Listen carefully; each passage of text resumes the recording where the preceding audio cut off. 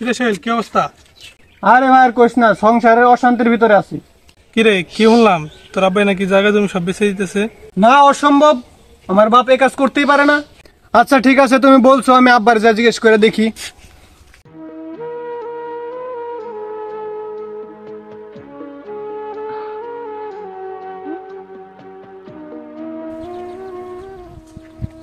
আব্বা, কই তুমি? কই তুমি? কি শুনতাছি? কি হয়েছে?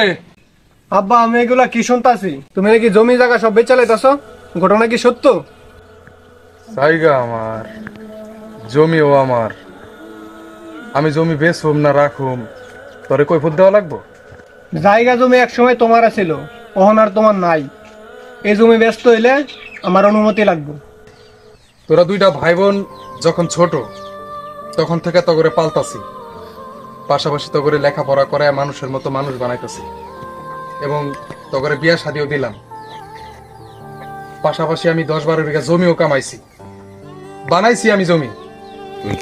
যদি পারস, তোর যদি ক্ষমতা থাকে, 1% জমি কিনা দেখ আমারে। তুমি জমি বেচতে পারবা না আমার অনুমতি ছাড়া। আমি বেচমু, তুই পারলে বাধা দে।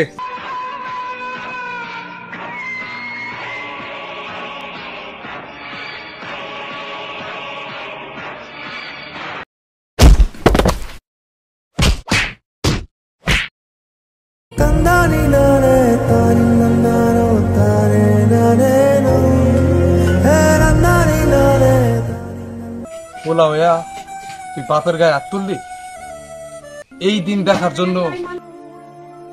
তখন এত কষ্ট করে মানুষ করছি, লেখাপড়া শিখাইছি, এই দিন দেখাইলি আজকে তোরা? গল্পটি শিক্ষণীয়, অভিনয়টা পুরো কল্পনাদায়ক। এই যুগের সন্তানেরা যা করে। নাটকটি লিখেছেন হারুনার রশিদ, অভিনয় করেছেন মোহাম্মদ ইমরান, মোহাম্মদ সোহেল। ধন্যবাদ।